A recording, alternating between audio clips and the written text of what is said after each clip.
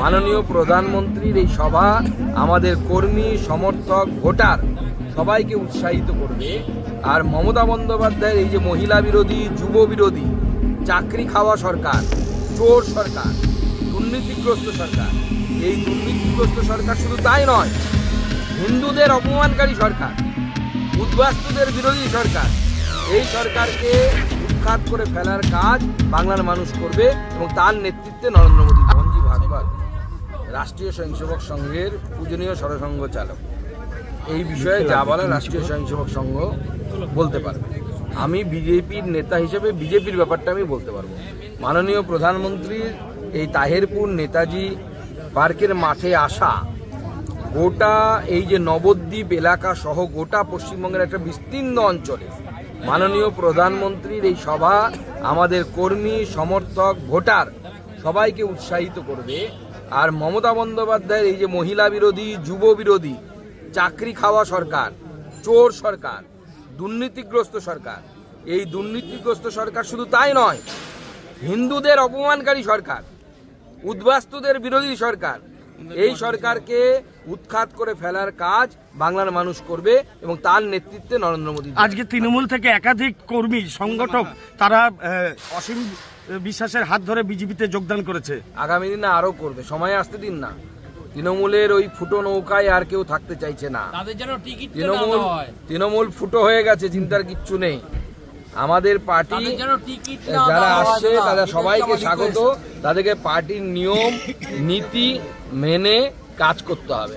যারা পুরনো তাদেরকে সম্মান করতে হবে, আর পুরনো যারা আছে তাদেরকে নতুন নবাগতদেরকে যেভাবে বরণ করে নিতে হয়, যেরকম নবীন বরণ হয় সেরকম বরণ করতে হবে। কিন্তু যারা নতুন আসবে তাদেরকেও মনে রাখতে হবে, যারা বিগত 30 বছর 25 বছর কেউ 10-15 বছর ধরে বিজেপি করেছে তাদের প্রতি উপযুক্ত সম্মান। কালকে সভা হবে এরকমটাই নির্বাচনের সূচনা বা প্রস্তুতি যেটা আপনারা বলছেন, সমস্ত রাজনৈতিক দল শুরু করেছে, বিজেপি তো অনেক আগে শুরু করেছে, আমরা অনেক আগে থেকে শুরু করেছি। কালকে মোদিজির সভা তাতে বাড়তি একটা যোগান দেবে, এনার্জির যোগান দেবে, এনার্জি বুস্টার। এরপরে বিজেপির কর্মীরা এই অঞ্চলের দেখবেন এরপরে তৃণমূল মোদি ঝড়ে উড়ে চলে গেছে। তৃণমূল কংগ্রেসের পক্ষ থেকে বলা হচ্ছে যে রামকে নিয়ে তাদের একটা ধর্মের যে বিষয়টা সেটা নিয়ে একটা বিতর্ক বা তারা তৃণমূলের এক নেতা সে নাকি বলেছে রাম নাকি মুসলমান ছিল, হ্যাঁ ছিল, সব বলেছে। স্বাভাবিক, তৃণমূল কংগ্রেস তো হিন্দু ধর্ম মানে না বা জানে না, তো ওরা এরকমই তো বলবে। তৃণমূল কংগ্রেস তো হিন্দু ধর্ম বিরোধী রাজনৈতিক দল। এই নদিয়া থেকে কতগুলো আসন, মানে একাধিক রয়েছে, আরো কত আসন আপনারা আশা করছেন? গতবারের থেকেও আমরা বেশি আসন জিতব। বাই ইলেকশনে যেটা হেরেছি ওটা রেকর্ড ভোটে জিতব, ওটা রেকর্ড ভোটে আমরা জিতবো। এবং 26-এ ভারতীয় জনতা পার্টির সরকার নরেন্দ্র মোদীর নেতৃত্বে পশ্চিমবঙ্গে তৈরি হচ্ছে। বা যে ধরনের প্রোগ্রাম এই 26 কেন্দ্র করে আজকে যে হচ্ছে, এটা নিয়ে আপনারা কি বলতে চান? দেখুন, মাননীয় প্রধানমন্ত্রী আজকে নয়, এর আগে অনেক আগেই গোটা পশ্চিমবঙ্গ ব্যাপী অনেকগুলো সভা করবেন বলে ঠিক করেছেন এবং তার মধ্যে 3টি সভা হয়ে গেছিল। 4র্থ সভা হতে চলেছে হচ্ছে আমাদের এই রানাঘাট লোকসভার অন্তর্গত এই নেতাজি পার্ক, সেই নেতাজি পার্ক, তাহেরপুর নেতাজি পার্কের মাঠে। আপনারা বলতে পারেন যে যেহেতু নির্বাচন আর বেশি দিন বাকি নেই, 3 মাস মতো 4 মাস মতো বাকি আছে, তারপরে হয়তো নির্বাচন ঘোষণা হয়ে যাবে, ফেব্রুয়ারি মার্চে হয়তো নির্বাচন ঘোষণা হয়ে যাবে, হিসেব মতো মার্চ এপ্রিলে নির্বাচন হওয়ার কথা। তো নির্বাচন কমিশন যদি ওই ডেটে করাতে পারে তাহলে একদম নির্বাচন আসন্ন এই সময় মাননীয় প্রধানমন্ত্রীর এই সভা রানাঘাট থেকে শুরু হচ্ছে, যে রানাঘাট বা দক্ষিণ নদিয়া জেলা হিসাবে আমাদের সংগঠনের অন্যতম শক্তিশালী জায়গা। এবং এখানে আমরা পরপর 2বার সাংসদ পেয়েছি, আমাদের জগন্নাথ সরকার এখানে সাংসদ আছেন, আমাদের জেলার সকল নেতৃত্ব আছেন, রাজ্য নেতৃত্ব আছেন।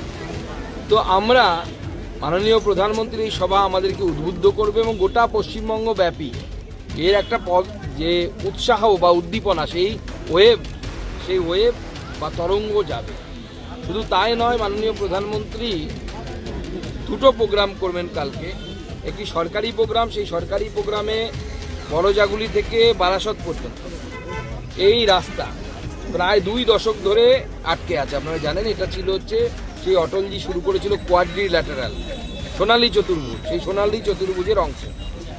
আমাকে বাড়ি যেতে গেলে, আমার নিজের বাড়ি যেতে গেলে ওই রাস্তার উপর দিয়ে যেতে হয় ন্যাশনাল হাইওয়ে ধরে। কিন্তু দুর্ভাগ্যের বিষয়, শুধুমাত্র অ্যাপিজমেন্ট পলিটিক্স করতে গিয়ে মমতা বন্দ্যোপাধ্যায়ের সরকার দিনের পর দিন জায়গা দেয়নি, এবং তার ফলে এই রাস্তার কাজ বহু বছর ধরে আটকে আছে। নদীয়ার বেশ কিছুটা অংশ হয়ে গেছে, আপনারা দেখবেন NH30 করে, কিন্তু তারপরে যেই নদীয়া শেষ হচ্ছে, বারাসতের দিকে আমরা যেতে শুরু করছি, সঙ্গে সঙ্গে ভাঙা চোরা রাস্তা। এই কাজ মাননীয় প্রধানমন্ত্রী উদ্বোধন করবেন, এবং আগামী দিনে এইভাবে বাংলার উন্নয়ন, বিকশিত বাংলা তৈরি করতে হবে এবং বিকশিত ভারতবর্ষ তৈরি হবে। নরেন্দ্র মোদীর নেতৃত্বে বিকশিত ভারতের যাত্রা শুরু হয়েছে। এবার পশ্চিমবঙ্গে ডবল ইঞ্জিন সরকার চায় এবং বিকশিত বাংলা তৈরির লক্ষ্য